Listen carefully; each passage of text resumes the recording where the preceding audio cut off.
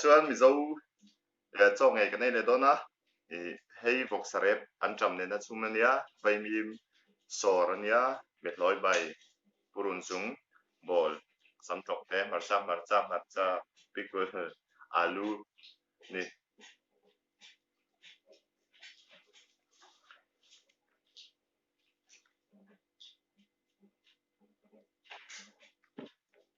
somanga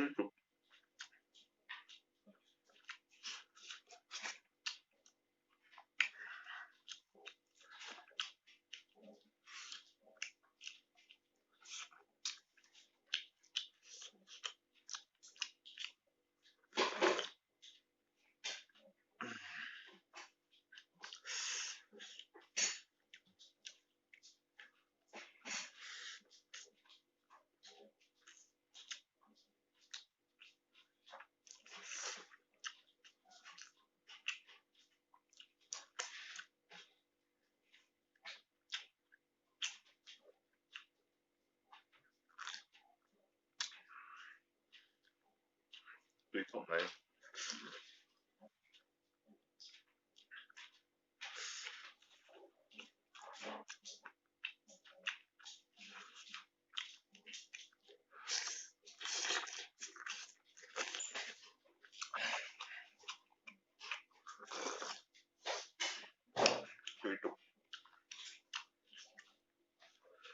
tui cần xông leng á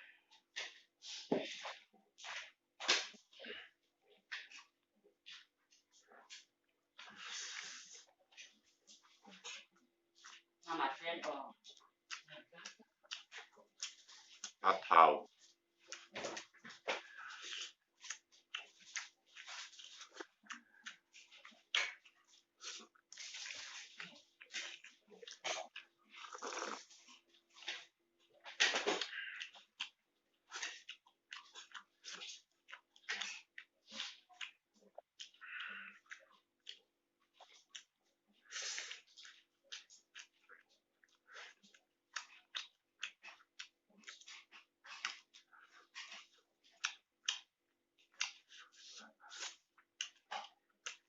này sắp bọc te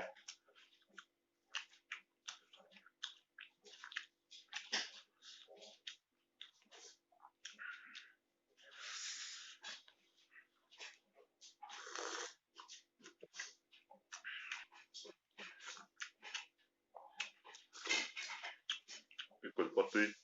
an pickle siam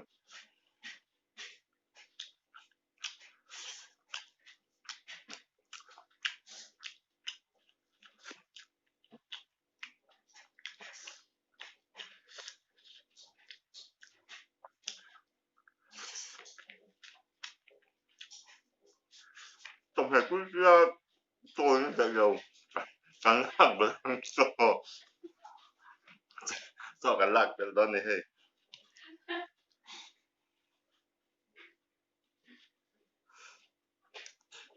chồng lẽ ngã đi làm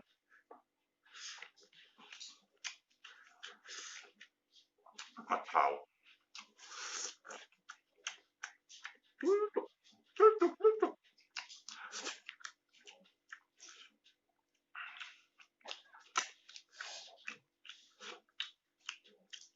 mà tìm thấy từ bốc ra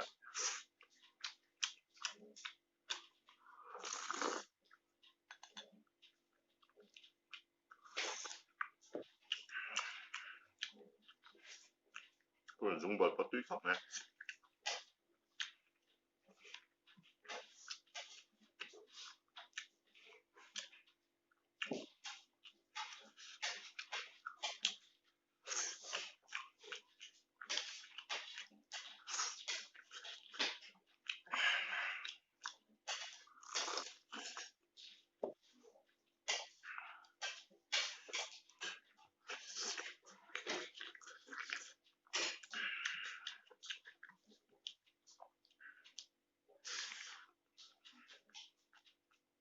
Tuy cái tiểu vật ai đâu mà phải đủ về đó.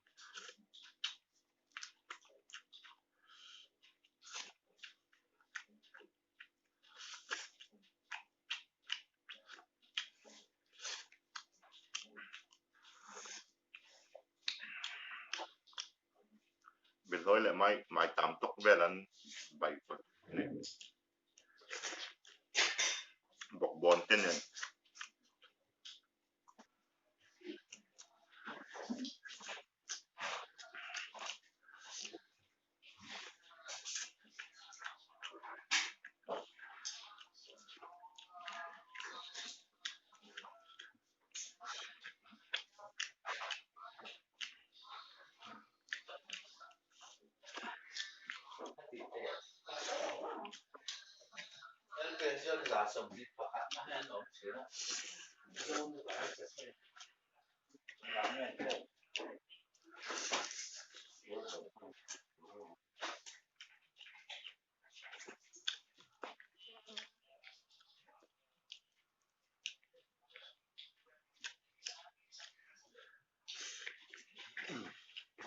tươi cốc này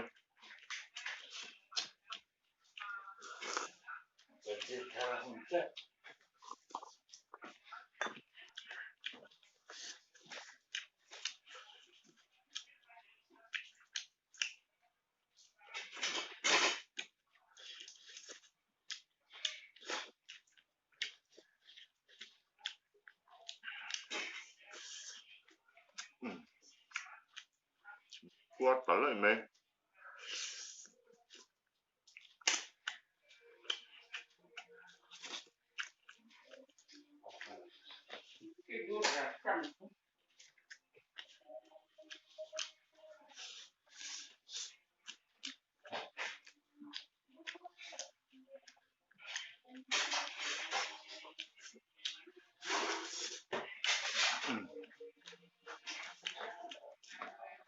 qua tả này dầu tăng không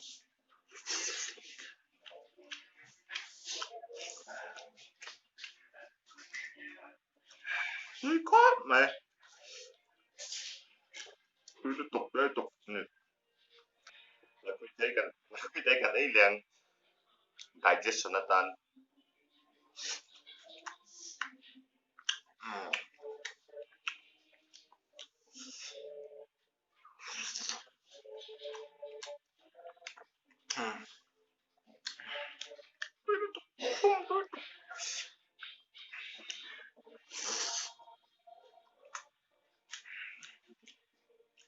tươi tục